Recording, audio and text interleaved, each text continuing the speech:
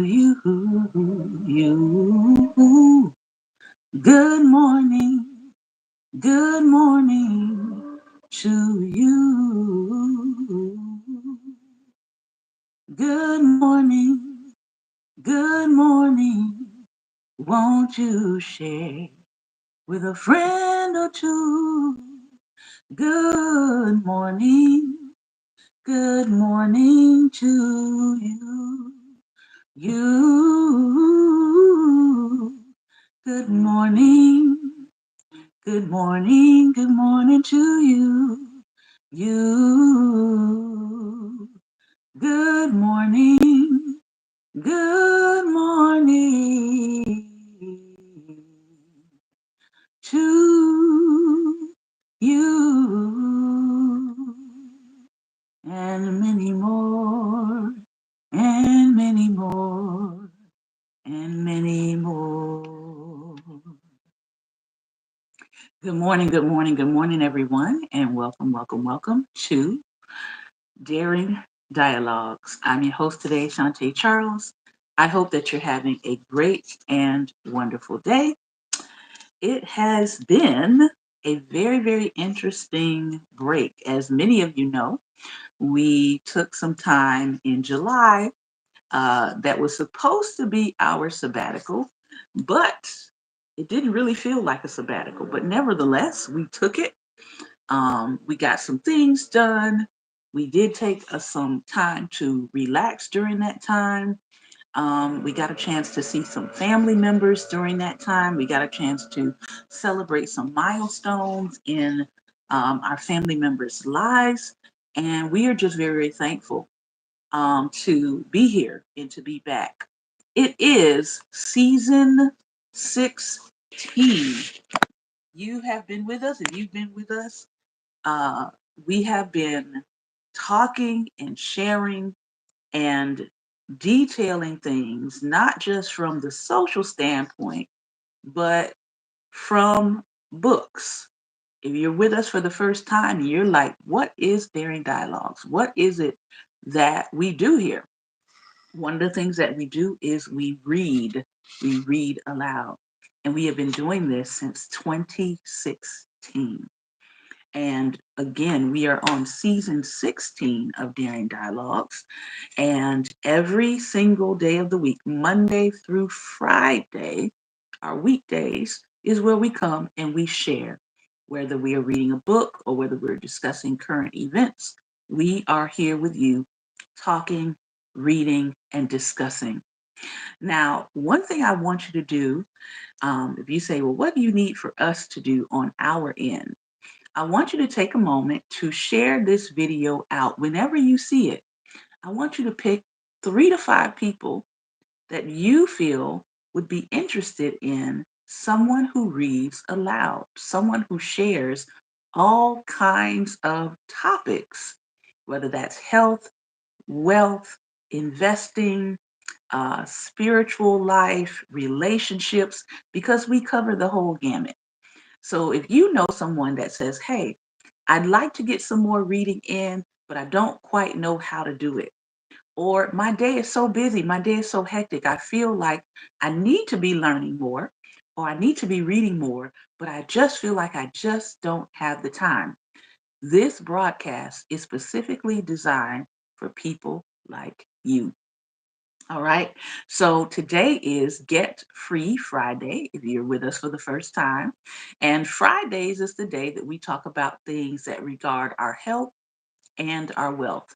Today's read, and for the season, our read today is Live Nourished, Make Peace with Food, Banish Body Shame, and Reclaim Joy. I think we all can reclaim some joy in this moment in our history, right? And next week, when we get to those days of the week where we're sort of talking about current events, we'll sort of go over and do an overview of some of the things that have happened in our world and some of the things that have happened here in the United States that we need to continue to pay attention to. Today, we're going to talk about and continue talking about this idea of the hamster wheel of diet culture. I'll say it again. The hamster wheel of diet culture. That's the chapter that we're on today. And we're going to talk about what does it mean to go big or to go home. And then we're going to look at something that's abbreviated as SDOH. And in the health world, that's called the social determinants of health. What is it that's actually determining whether or not we are actually healthy? Did you know that there are some social determinants of health that can actually measure how well you are and how well you're actually doing? So we're going to look at those today. All right. Let's start with go big or go home. Thanks to diet culture, we often make the mistake of wanting to do a complete 180 and change everything about our health. Let me be clear that there's nothing wrong with wanting or trying to obtain certain goals, but let's also be clear about the difference between a desire for thinness and a desire for health. Health isn't and shouldn't be a dirty word, but often health is not completely in our control. For some, ideal health isn't attainable because of a combination of genetic, systemic, and environmental barriers. While we might not be able to attain society's standard of health, we can, however, attempt to work toward a health goal that is within our individual reach. It's certainly not by throwing out all the foods with added sugar from the fridge. It's not by purchasing an expensive 20 class package from a boutique fitness studio that you don't actually enjoy. Nor is it thinking that you have to consume alkaline water and fresh squeezed lemon. It's all about starting small with attainable health behaviors. Note that I'm very specifically using the term health behaviors and not weight loss, because many methods that people use for weight loss are not sustainable or healthy, and they are in fact disordered. This leads to inevitable regain of weight cycling, and stress on the body and mind. Specifically, health behaviors are actions taken by individuals that affect health and mortality. Examples of health behaviors can be quitting smoking and substance use, modifying eating patterns, drinking more water, increasing physical activity, getting more sleep, and adhering to prescribed medical treatments. And more importantly, health behaviors are often discussed on an individual level, but they can be measured for groups and populations as well. So while the diet app on your phone is having you log in and track calories and categorize them into fun colors, that actually isn't modifying a health behavior. For example, we can all eat a copious number of cookies and lose weight for a bit if we stick to the calories in and calories out method. Why? Because we can eat within a certain calorie range. Many diets and apps operate on the 3,500 calories equals 1 pound logic. As long as you're reducing your intake by 3,500 calories, you can easily drop a pound. Simple, right? I remember following this logic many times myself when I was still entrenched in diet culture. I logged my calories daily down to the tiniest morsel in the hopes of shedding weight. But I'm not even exaggerating when I say that if I had eaten just half of one grape, I would Google the calories and then deduct half for a grape. But I would also restrict myself so much that when I was craving things like Ben's and Jerry's, I wouldn't eat most of the day and they would finish an entire pint in one sitting. Was this in my daily 1,400 calorie range? Yes. Would I consider this to be the healthiest action now? Absolutely not. But that's the thing. Diet culture as a whole doesn't care how you get to your weight loss as long as you get there. It follows calories in and calories out, which is also an antiquated method since we know the human body is more complex than a math equation. As far as the 3,500 calories rule, there is increasing evidence that it is, in fact, antiquated. we now know that how our bodies we now know that how our bodies burn calories depends on numerous factors, such as the type of food eaten, our body's metabolism, and our gut microbiome. So, yes, you can eat the exact same number of calories as someone else, yet have very different outcomes when it comes to weight. You know, good old body diversity. So, for someone who thinks that weight loss is the solution to diabetes, would eating endless cookies within a certain calorie range work? Maybe for weight loss for a short period of time, but would that help us with blood sugar control? Not really, because again, weight isn't a behavior. And by the way, cookies are delicious, and there are indeed ways to enjoy them even while managing blood sugar. Now, let's talk about the social determinants of health. I mentioned above that we sometimes equate health with thinness, and it really makes sense because we are constantly being told that having a higher weight is related to all sorts of health issues. This is why those in larger bodies are given blanket advice of simple weight loss. But often the actions that are being taken toward weight loss aren't healthy. Ask yourself the following: is it healthy to restrict our food intake to the point of constantly thinking about food and then telling ourselves we are obsessed with food? Is it healthy to let stress affect us both mentally and physically? Is it healthy to exercise to the point of injury and burnout just to burn calories? Is it healthy to disengage and withdraw from social events and connections because of the fear being around food and the inability to control ourselves around food? How can we really define intentional weight loss as the epitome of health? To be hyperfixated on shrinking ourselves at the expense of our mental and physical well being is the opposite of health. I say all these things not only from what I see with clients, but also from experience, the author says. I've resided in what would be a socially accepted thin body. And I emphasize this because despite personal feelings, I've never been told or encouraged to lose weight while at the doctor. I never have issues going shopping for clothes because I know I will find my size at most stores. I fit into airplane seats and other standard seating. Despite what other ways we might be marginalized, we have to acknowledge the privileges we have if we have a thin body or are cisgender, educated, and non disabled.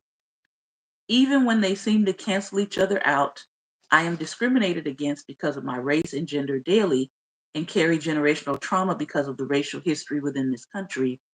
Yet, despite all my privileges, I was also susceptible to diet culture. My obsessive calorie tracking and over exercising was starting to take a toll, which I didn't realize at the time. Even when I stopped menstruating, even when my hair was thinning, even when I missed my friend's birthday celebration because I couldn't miss my dance class since I needed to make up for the food I had eaten during the week. Yes, I actually declined a friend's celebration because I was legitimately afraid of my body deteriorating from missing one day of class and eating some cake. Seriously, does this sound healthy at all? There might be some people who are still trapped in the world of disordered eating who might commend this behavior as having willpower and taking accountability. But I know better now. Having strong social connections is one of the many health behaviors we can have. This might sound surprising because we always assume that just eating and exercising are the only healthy habits to improve upon. But this is far from the truth. While missing a single party isn't detrimental to health, when we are in a state where we feel the need to obsessively control our lives, it is never a one off event. As humans, we are wired to connect and be social, which affects our health. Social support and feeling connected can help people control blood sugar, increase the odds of cancer survival, decrease cardiovascular mortality, decrease depressive symptoms, lessen post traumatic stress disorder symptoms, and improve overall mental health. Social isolation, on the other hand, has a negative effect on our health and can increase depressive symptoms as well as mortality. This is why it's so important to acknowledge health behaviors as a whole. We are conditioned to view eating and exercising as what determines our health and also our body size. But there is so much more. In fact, if we look at a pie chart, how we eat and how we move are mere slivers of what contributes to our health. There are other contributing health factors outside of our control as individuals.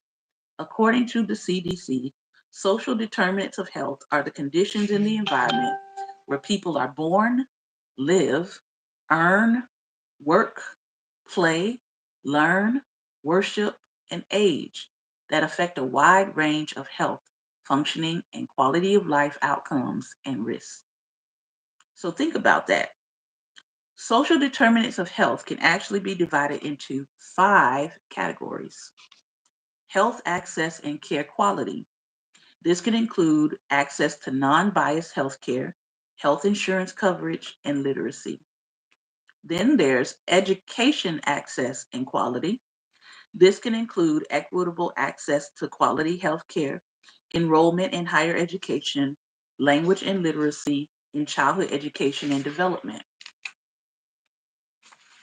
Next, there is social community, the characteristics of where people live, learn, work, and play. Then there's economic stability, financial resources, including income, cost of living, and socioeconomic status. Poverty, employment, food security, and housing stability are all included here. And lastly, there's neighborhood and environment. This includes quality of housing, access to transportation, availability of healthy foods, air and water quality, and neighborhood crime and violence.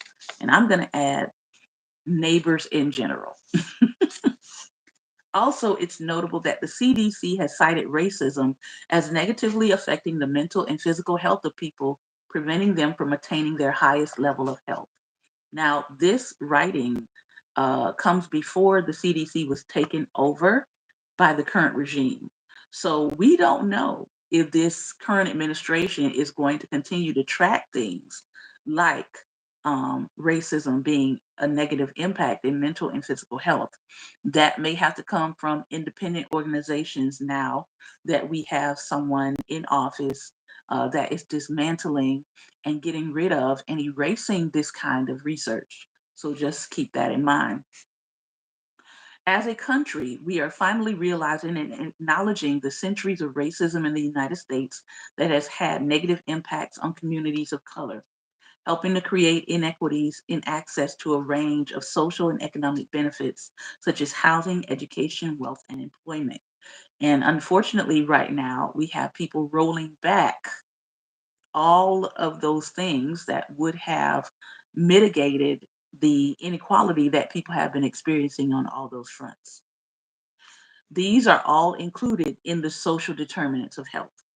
These health inequities within communities of color place members of these populations at greater risk for poor health outcomes. I make note of this because we often rattle off statistics of higher rates of illness and death among certain populations, especially when compared to white counterparts. Additionally, the life expectancy of non Hispanic Black Americans is 4 years lower than that of white Americans. Health is not something that is easily controllable by the individual. We get so caught up in thinking of ways to shrink ourselves and control every morsel of food that we put in our bodies that we forget about the external determinants and factors that have an effect on us. So I ask, what if we focused on actual health behaviors instead of solely physical transformation?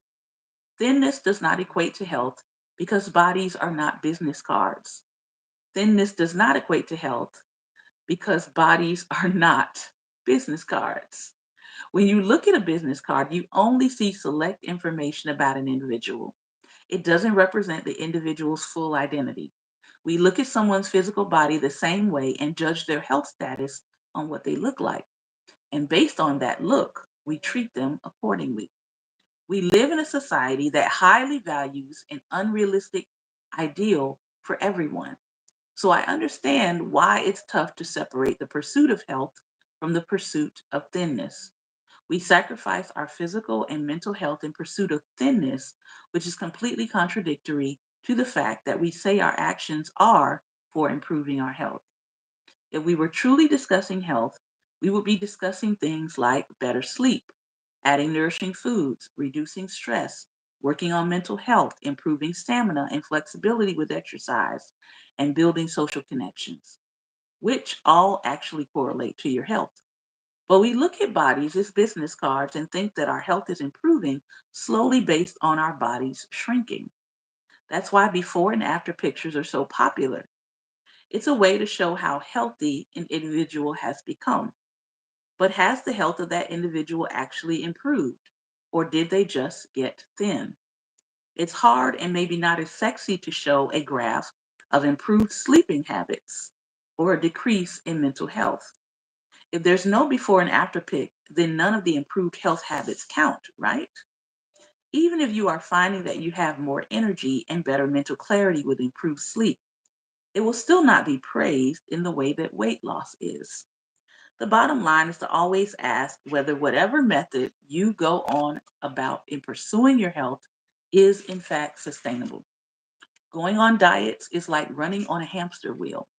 It's endless and it leaves you going through a cycle where you end up back at the beginning. It lures you in with false promises and the idea that you somehow lack willpower and control when the diet fails. It's a multi-billion-dollar industry, so it depends on your failure. It doesn't matter that we all have different genetics, socioeconomic statuses, access, and more. We all have different bodies, so health will look different for all of us. And I find this to be a very powerful chapter that we just finished here, chapter 2 in her book, The Hamster Wheel of Diet Culture. I was teaching a student on yesterday that I've been meeting with through the summer and increasing his reading skills and abilities. And he was going on about things that he did not like about himself. And we ended by me creating a song for him that I'm going to share with you today. And I hope that this song will stick with you and that you will recognize and you will register for yourself the power of loving your body. Ready? Here we go. I love my body. I love my body. I love my body. No one can make me hate how God made me. I love my body. I love my body. I love my body. I love my body. I love my body. I love my body. No one can make me hate what God gave me. I love my body. I love my body. I love my body. I hope that you will take some time to think today about the social determinants of health and recognize that it's not just about, as the writer said, it's not just about you getting thin, but it's actually about you getting healthy and doing what it takes to make sure that you are experiencing a quality of life that goes beyond just getting smaller. This has been another episode of Daring Dialogues, and I've been your host today, Shantae Charles. I'm so glad to be back with you for season 16, and this is episode 1. We'll start a full week of Daring Dialogues this coming Monday, so I hope that you will join us then. If you're interested in the spiritual, we'll be back here on Sunday at 2:30 p.m. Eastern Standard Time, and I'll be sharing Sunday dialogues with you right here. Take care, be well, and most importantly, be light.